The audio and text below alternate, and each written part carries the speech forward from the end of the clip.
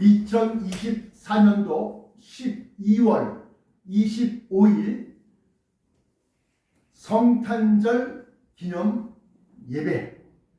오늘 본문 말씀은 누가복음 2장 1절부터 20절까지 말씀을 본문으로 삼고 그 제목을 오직 예수, 오직 예수라고 하는 제목으로 은혜를 나누고자 합니다.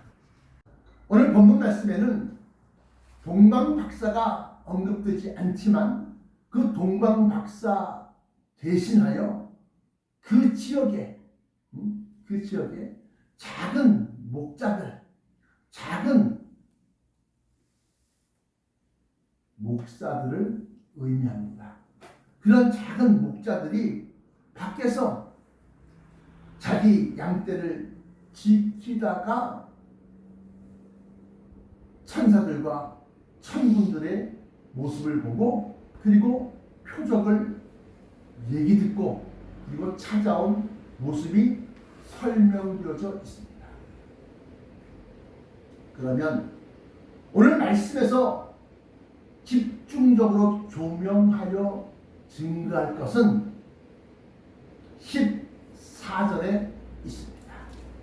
즉 지극히 높은 곳에서는 하나님께 영광이요 땅에서는 하나님이 기뻐하신 사람들 중에 평화로다 하리라. 우리가 흔히들 이 땅에 어린 예수, 아기 예수가 오신 것을 모든 인류가 다 평화 또 모든 전쟁이 그치고 쉬고 그러는 줄 알고 있는데 오늘 말씀은 집중적인 조명이 뭐냐? 하나님이 기뻐하신 사람들이라고 하는 이 대목에서 우리는 마음에 새겨야 됩니다. 하나님이 기뻐하신 사람들.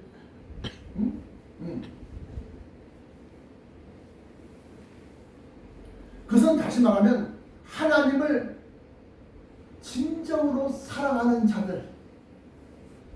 하나님을 진정으로 사랑하는 자들은 뭐냐? 하나님의 말씀을 붙들고 그 말씀을 지키면서 하나님을 철석같이 믿고 그리고 하나님을 사랑하는 그러한 사람들을 하나님은 기뻐하신다.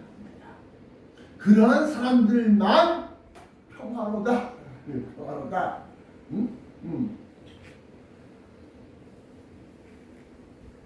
그러면서 그들이 말한 것이 이 8절에 그 지역의 목자들이 밤에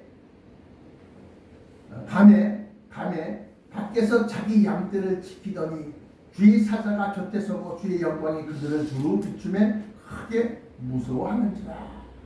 그러니까 무서웠다니까 천사가 이르되 무서워하지 말라. 보라 내가 온 백성에게 미칠 큰 기쁨의 소식을 너희에게 전하노라. 그러면서 오늘 다윗의 동네에 그들이 어디로 피신했습니까? 어디로 호적을 하러 갔습니까? 베들레헴. 베들레헴은 우리가 다윗의 아버지 이새의 집을 사무엘 선지자가 찾아갈 때에 베들레헴으로 갔다. 베들레헴이 바로 다윗의 아버지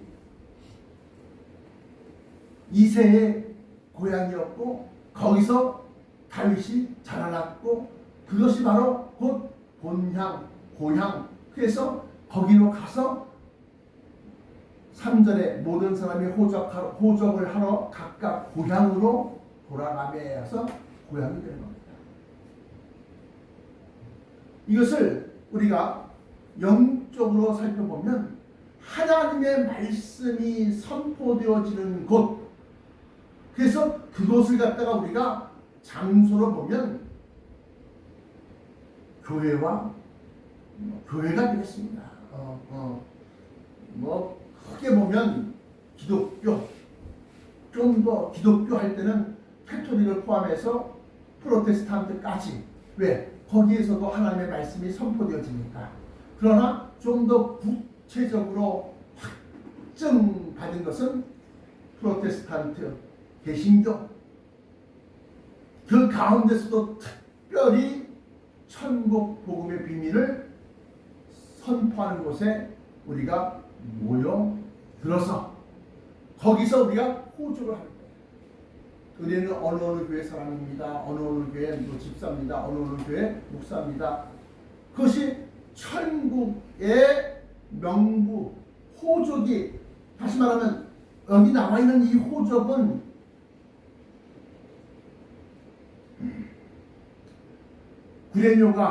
구레뇨라는 사람이 그 당시에 가장 큰 지역이 수리아입니다. 수리아.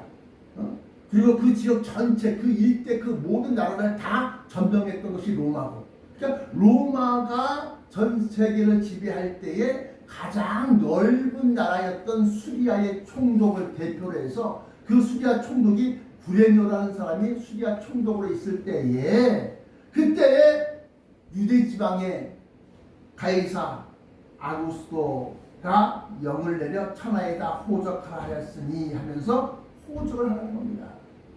왜냐? 호적할 때는 두 가지의 이유가 있는데, 하나는 전쟁을 일으킬 때 16세 이상 된 남자들을 갖다가 선출 뽑아내, 어느 지역에 누구 나와 그래서 병사를 모집하기 위해서.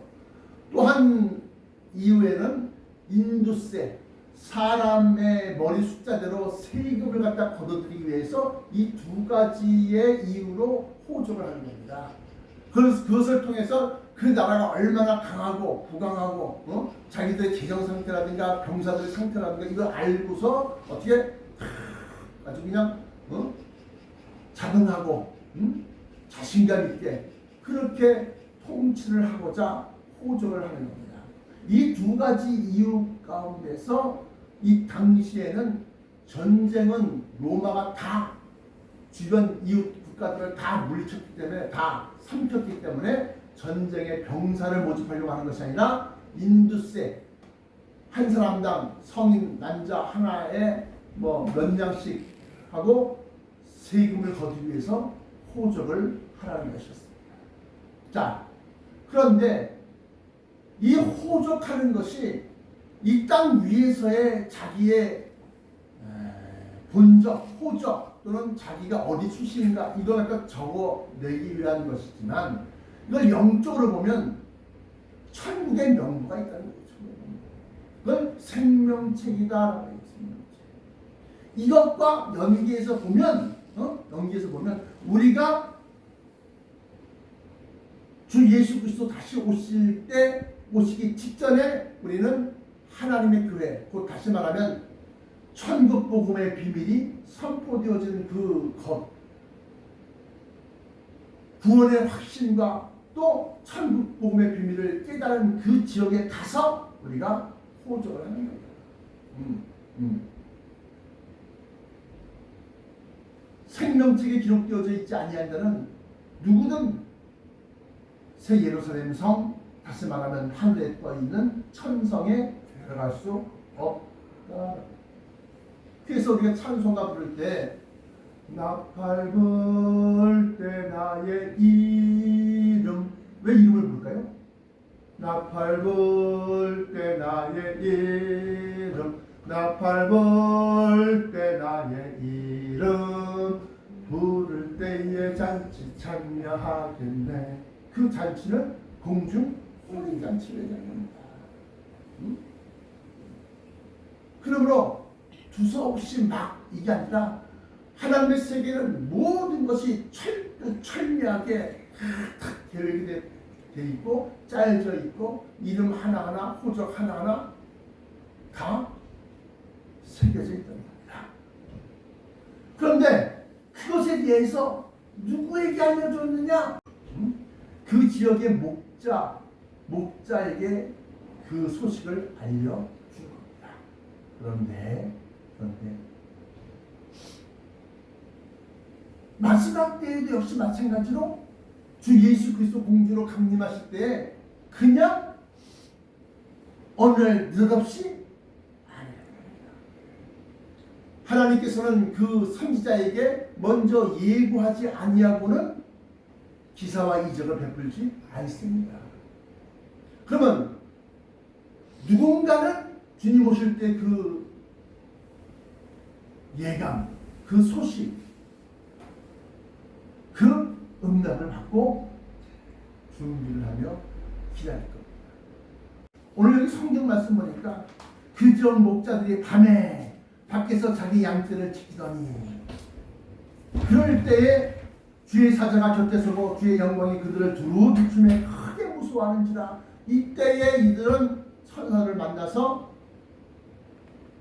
유대 땅에 너희 동네 11절에 오늘 다윗의 동네에 너희를 위하여 구주가 나셨으니 곧 그리스도 주시니라. 그러면서 그 말을 갖다가 받은 겁니다.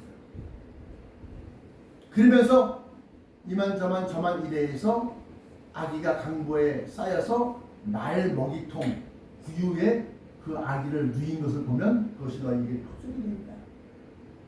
예나 지금이나 갓난아기를 가장 귀하고 깨끗하고 안전한 곳에 놓는 것이 상예입니다. 상예.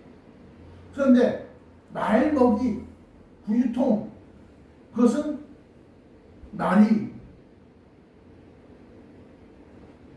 볏짚을 먹고 말이 그 말 먹이를 먹으면서 침도 흘리고 헉헉거리면서 숨도 내뱉고 그 더러운 곳입니다. 거기에 누였다는 겁니다. 초림 때 오셨을 때는 가장 빈천한 가장 가난하고 없고 천박한 천한 곳에서 예수님이 태어나신 겁니다. 초림 때.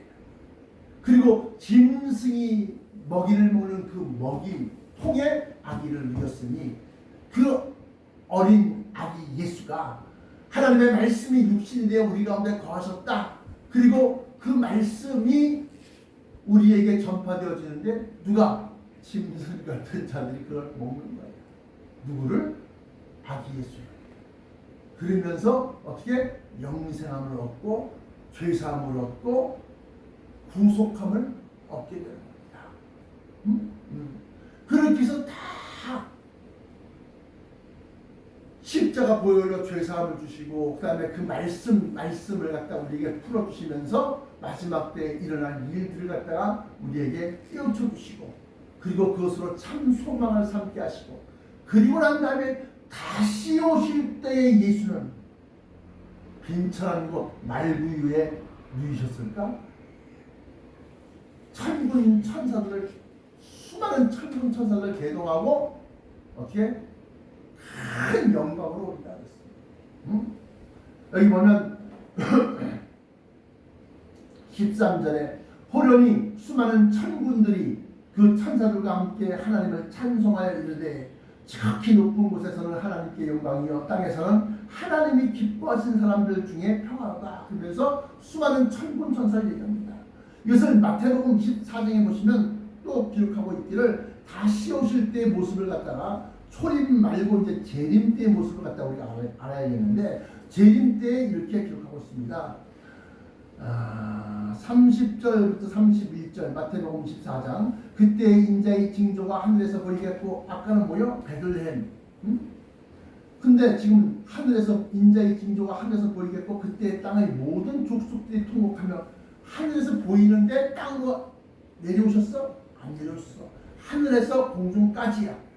쏙 멈춰있는 거야.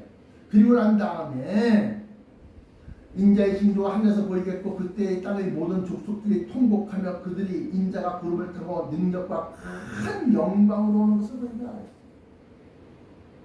초림 때는 빈철한 것, 아유 저게 뭐야? 아유 말냄새, 소냄새, 소똥냄새, 그런 속에서 나왔지만 다시 오실 때는 그래서 우리 예수 믿는 사람들도 이 땅 위에 있을 때는 가난하고 천박한 사람들, 힘이 없는 사람들이 예수님을 믿게 되어 있습니다. 잘 먹고 잘 살고 권세자들은 예수님을 믿으려고 하니까 자기들의 부와 자기들의 권세가 뭐요? 짐이 돼. 그렇기 때문에 예수를 믿기는 믿어도 멀찌감치 서서 믿어. 멀찌감치 서서.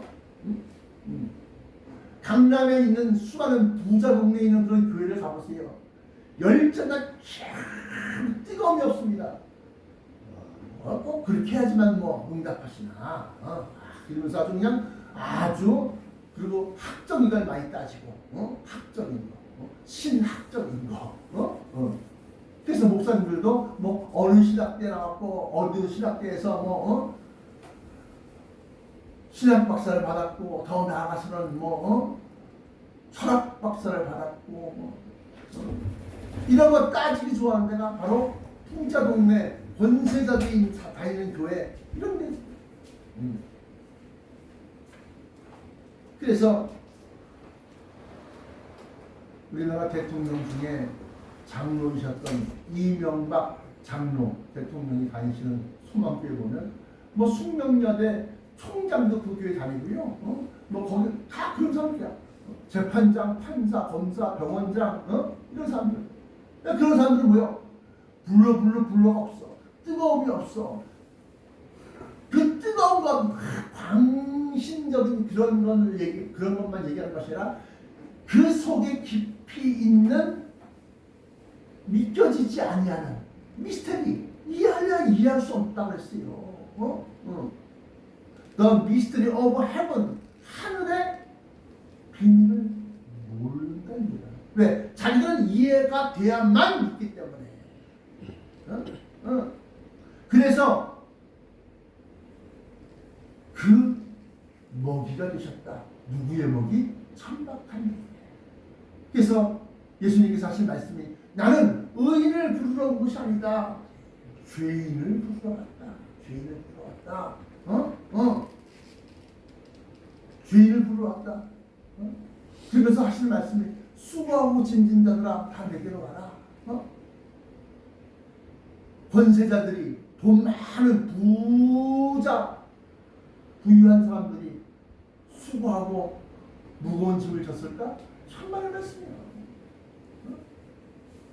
그래서 그 말구유에 누였다는 것은 짐승 같은 자들의 먹이가 돼서 그 말씀으로 영의 양식을 풀어 먹으신 거예요. 그리고 그것을 갖다가 알리신 바 밤에 자기 양떼를 지키던 자기 양떼를 지키려면 잠을 자야 돼 안 자야 돼? 앉아야 되는 거야. 그런 목자들에게 알리신 것처럼 다시 오실 때도 새벽 예배 뭐 철야 전도사가 해 부목사가 해 그리고 푹 쓸려 자는 목사에게 하나님이 천사를 보내서 야 너희의 주님이 재림하신다 공중으로 오신다 알리실까? 택도 없어요. 주님을 붙잡고 다시 말하면 말씀 예수 그리스도의 은밀한 곳 은밀한 말씀 그것을 붙잡고 날밤 새는 목자들에게 천사들을 보내시는 거야. 천사들을. 그들이 이걸 알고 야 준비하자. 빨리 피나치에 나가자. 야 준비하자. 이제 곧 우리를 부르실 것이다. 그리고 마가의 다락방에서 120문도가 열심으로 전심전력을 다해서 막 기도할 때 성령이 막 그냥 휘몰아쳐 각 사람의 머리 위에 불꽃 같은 것이 보이고 저들이 세술에 취한 것처럼 막 그냥 방언이 터지고 그러면서 그런 역사가 일어난 것입니다. 그러므로 마지막 때 우리가 초림 때의 모습을 보면서 재림 때의 모습을 우리가 깨달을 수 있어야 된다. 그러면 초림 때에 오셨을 때 예수님과 재림 때에 오셨을 때 예수님이 세임 같으냐? 정반대다 이게 정반대. 그래서 빈천한 곳 짐승들의 먹이통 말구유 그런데 다시 오실 때 어떻게 임금이 그 보호자에 앉아 모든 민족을 그 앞에 모으고 목자가 양과 염소를 나누는 것과 같이 나눈다고 했어요. 의인은 양의 편을 악인은 죄인의 편을. 그게 마태복음 25장 31절부터 32절까지 말씀이 나온 그겁니다. 다시 오실 때는 큰 영광의 모습으로 오신다. 그래서 초림 때 아기 예수로 오셨을 때 예수님을 우리가 잘 깨달아 꼭 성령 하나님께서 깨우쳐 주신 바대로 그 반대대로만 생각하면 돼. 반대대로만. 가난한 자, 그 다음에 그야말로 무지무식한 자, 죄인들, 내가 의를 부르러 온 것이 아니라 죄를 부르러 왔다. 건강한 사람에게는 의원이 필요 없으나 병자, 환자들에게는 의인이 필요한 것과 같이 내가 의인을 부르러 온 것이 아니라 죄인을 부르러 왔다. 그 죄인들의 먹게 된 거야. 나는 죄인으로소이다. 나를 떠나서 자기 스스로가 나는 죄인입니다라고 자백하고 고백하고 자백하는 그러한 자들에게 예수 그리스도가 구세주가 되는 것이지. 이만큼 했으면 됐지. 이러한 자들에게는 어떻게 필요가 없는 거야. 그러므로 그렇게 그 지역의 작은 목자들에게 알리셨고 밤새는 목자들에게 알리셨고 잠을 자야 돼요. 잠을 자. 그래야지 한낮 낮에 있었던 그런 뇌 속에 있는 모든 게 다 청소가 되고 있을 걸 잊어버리고 기억났던 기가 정리가 되고 알지요. 근데 그건 생리학적인 것이고 영적인 것은 또 다른 세계야. 안 재우시면 어떡하겠어. 그건 다 뜻이 있어. 그러다가 치매버리고 그러다 가면 그것도 주님의 뜻이야. 내일은 난 몰라요. 그건 말로 말하는 것이 아니라 진짜 그렇게 사는 거야. 내일은 난 몰라요. 하루하루 살아요. 유행이나 불행함도 내 뜻대로 못해요. 아버지여 어서 빨리 오시옵소서. 그래야지 찾고 그래야지 고대하겠지. 아무 걱정 없이 미련도 없이 정말로 몇 년, 몇십 년, 몇백 년, 몇천 년 먹을 것까지 탁탁 채워놓다가 든든하다. 걱정 의심이 하나 없으면 주님이 왜 필요해? 필요 없다는 거죠. 그래서 오늘 말씀을 통해서 우리는 재림하실 때의 예수 그리스도의 모습을 우리가 미루어 예측, 미루어 짐작할 수 있어야 된다.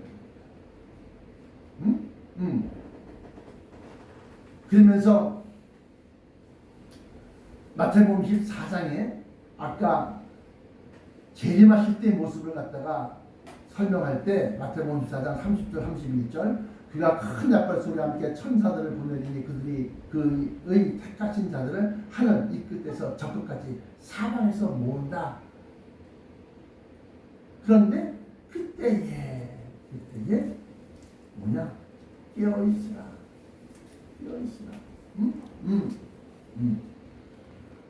45절에 충성되고 지혜 있는 종이 되어 청지기를 얘기합니다. 청지. 그 집을 맡은 사람. 종이 되어 주인에게 그 집 사람들을 맡아 때를 따라 양식을 나눠줄 자가 누구냐? 때를 따라 지금이 어떠한 때냐? 환난이 때냐? 평안이 때냐?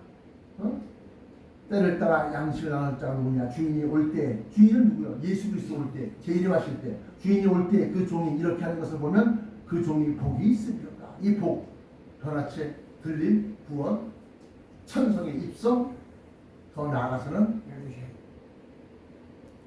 후계자, 계승자, 상속자, 그 종이 복이 있으리로다.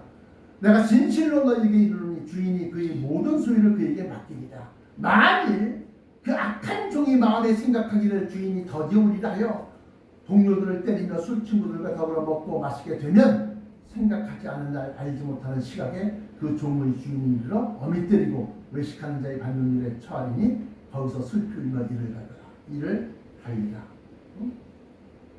그러므로 마태복음 25장 13절에 그런즉 깨어있으라. 너희는 그 날과 그때를 알지 못합니다.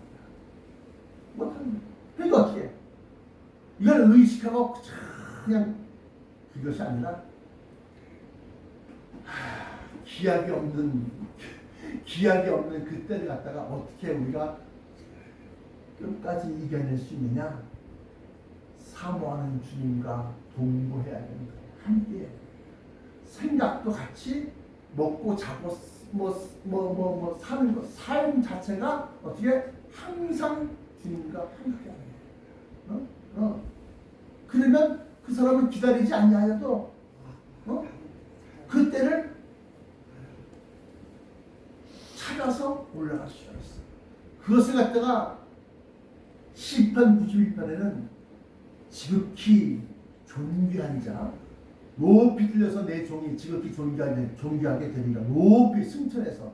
자, 그러면 지극히 존귀한 자, 지존자의 은밀한 곳에 거하는 자는 할 때 그 지존자는 사람으로서가 아니라 하나님의 말씀으로서 은밀한 곳, 감추어져 있는, 숨겨져 있는, 은밀하게 감춰져 있는. 그래서 천국 복음의 비밀을 아는 것이 너에게는 허락되었으나 저들에게는 안 되었나니. 그게 은밀한 곳이다. 그것에 은밀한 곳에 뭐하는 사람? 거하는 사람. 그것을 먹고 자고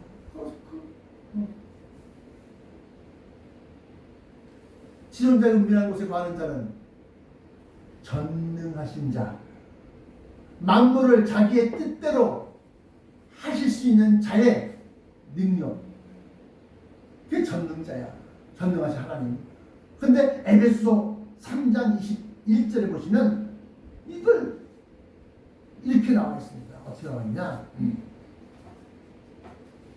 빌립보서, 에베소나 빌립보서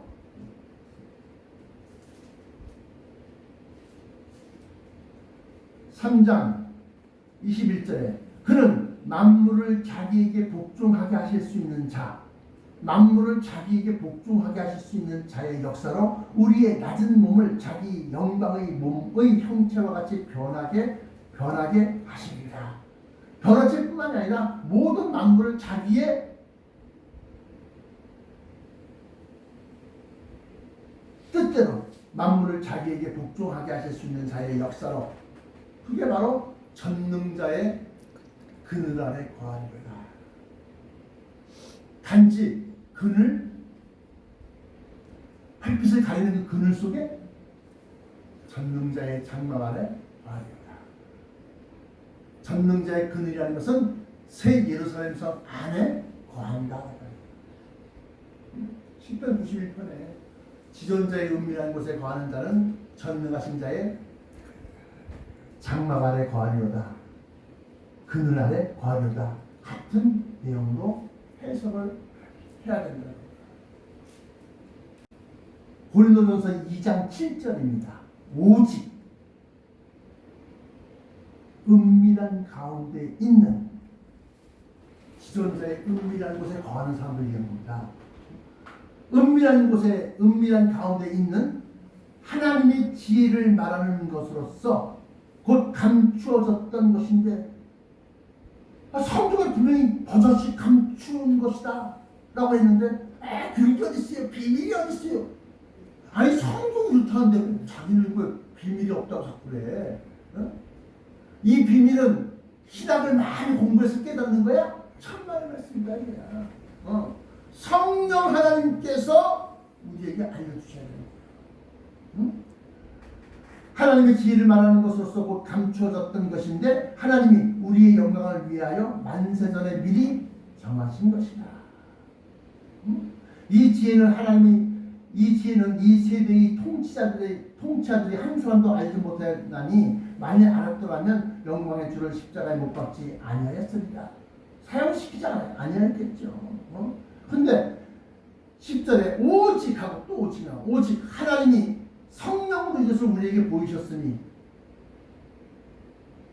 깨닫게 하셨다, 상상하게 하셨다, 이게 아니라 보이셨으니. 요한복음 3장 3절에 거듭나지 아니하면 하나님 나라를 볼 수 없느니라. 또 5절에 물과 성령으로 거듭나지 아니하면 하나님 나라에 들어갈 수 없느니라. 이게 뭐 성령 받다니까 막 신비한 거 이런 것 따지고 뭐 예언, 저 사람이 뭐다 예언하고, 그거 난 차원이 낮은 사람들하고는 얘기하고 싶지가 않아. 뭐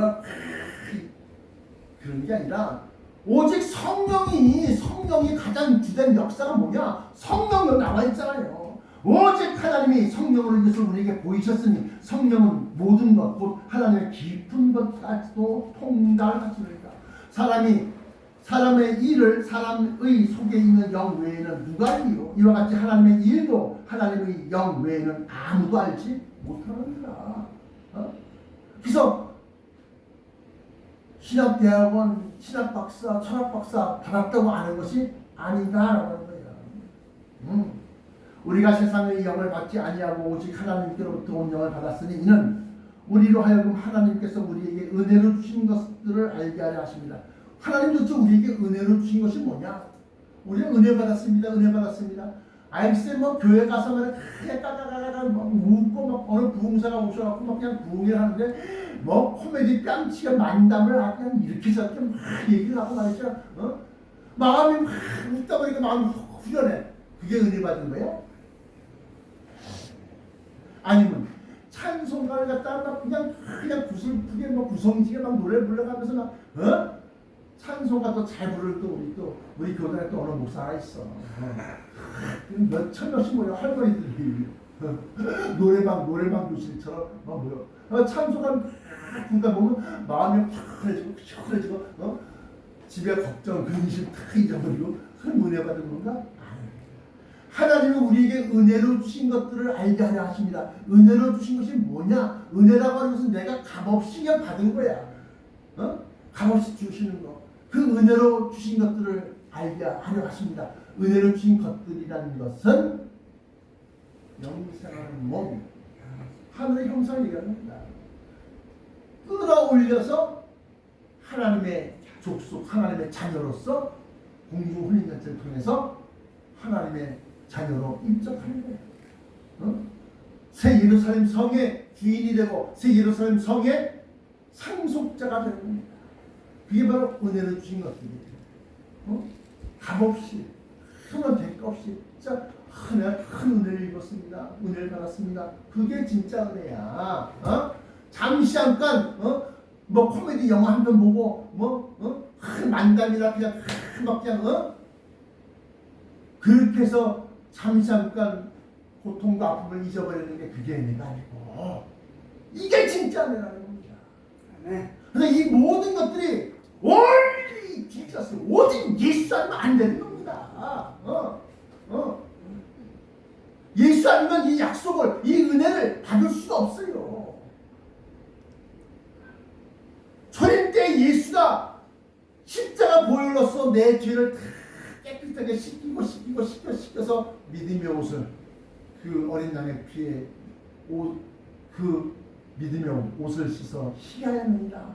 그래서 성결까지는 가능했어.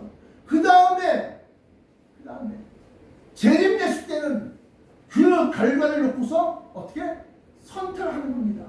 하나님의 택하신 자들, 다시 말하면 하나님이 기뻐하시는 자들을 갖다가 그래서 아까도 얘기했지만 생명책에 기록된 대로 누구누구 아무 기교에 누구누구 아무 기교에 누구누구 쫙 불러올리면 쫙 끌어올라가는 거야. 지존재의 은밀한 곳이다. 그래서 지존재의 은밀한 곳. 그것은 다시 말하면 only 지저스야. 오직 예수. 다시 말하면 오직 말씀으로. 오직 예수는 말씀이 육신이 되어 우리 가운데 거하셨기 때문에 오직 예수는 오직 말씀이고 오직 말씀은 왜? 아니. 오직 예수는 오직 말씀이야. 오직 말씀은 그 속에 감춰져 있는 천국의 비밀이다. 이걸 붙들고 사는 자, 이 속에 거하는 사람, 내가 너희 안에, 너희가 내 안에 거하면 그 사람은 과실을 많이 맺습니다. 그 과실 중에서 어떤 것이 오래 참음의 열매는 변화체 보이지 않는 것이다. 성령의 9가지 열매 가운데서 사랑의 열매, 무슨 뭐 희락의 열매, 화평의 뭐 무슨 뭐 충성의 열매, 뭐 양선과 충성과 뭐 나오잖아요. 그래서 오래 참음 그 열매가 바로 그걸 붙들고 그 속에서 그 말씀 안에서 내가 너희 안에 너희가 내 안에 그렇게 동거하는 자 함께 거주하는 자에게는 주님을 이제 오시나 저기 오시나 목까지 기다리지 않아도 주님이 항상 그 말씀에 은밀한 그 말씀이 자기와 함께 약속이 자기와 함께 항상 함께 있기 때문에 딱 때가 되면 벌써 천사들을 보내서 딱 깨우쳐주고 영단이 예리하지 못한 그런 사람에게는 천사를 보낼 것이고 예리한 사람은 김 목사야 준비해라 말씀이 떨어질 것이라는 거예요. 우리가 초림 때 예수를 사모하고 아기 예수를 갖다 그리워하고 아기 예수 갖다가 감사해야 하고 왜? 우리 위해서 죽으셨으니까 할 것과 같이 재림 예수도 이제 이 성탄절날 2024년도 성탄절날 재림 예수를 간절히 고대하고 또 기다리고 또 공중에서 영접하시는 여러분들 되시기를 축원합니다. 기도하시겠습니다. 사랑의 아버지 하나님 감사합니다.